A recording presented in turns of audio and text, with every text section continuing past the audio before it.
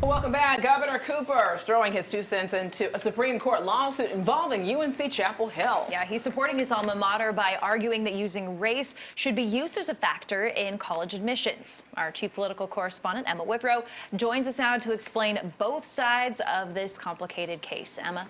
That's right, guys. So UNC Chapel Hill is the defendant in a case filed by a group called Students for Fair Admissions, who argue race should not be a factor for consideration when applying for college. UNC argues it should be, and Cooper also agrees. So he filed this amicus brief to put his argument into writing. He filed that yesterday. Now, an amicus brief is a document from an individual or group who's not a party in the lawsuit, but is able to help the court by providing some sort of expertise or insight that might impact the case. So the people who file an amicus brief are called amici. You're going to want to hear that later. But the UNC is not the only college that's going to be under the microscope in the Supreme Court. So UNC as well as Harvard are both being challenged by the same group, that group Students for Fair Admission. So if the high court rules in that group's favor, it could overturn the legality of affirmative action.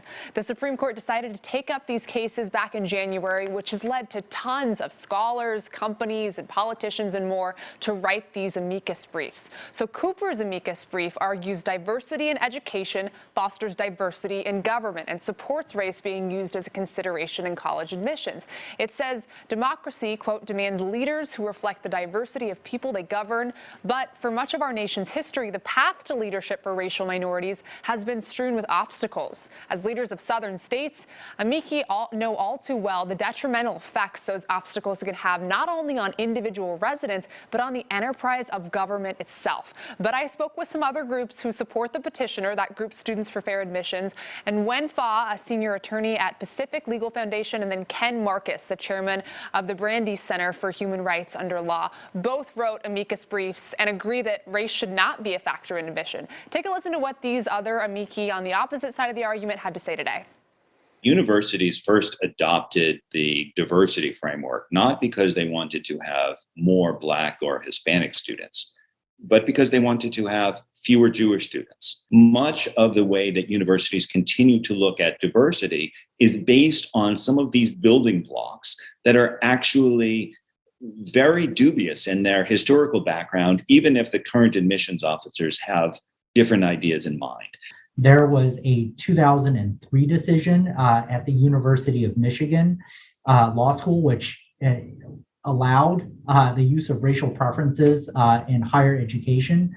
And we believe that decision was wrong. And not only was it wrong, but it continues to have a profound effect on students applying to universities across the country. You have guides like the Princeton Review stereotyping Asian applicants to these universities, saying that they shouldn't say that they want to, play the piano or major in math or sciences or become a doctor, because doing so would decrease their chances of getting admitted.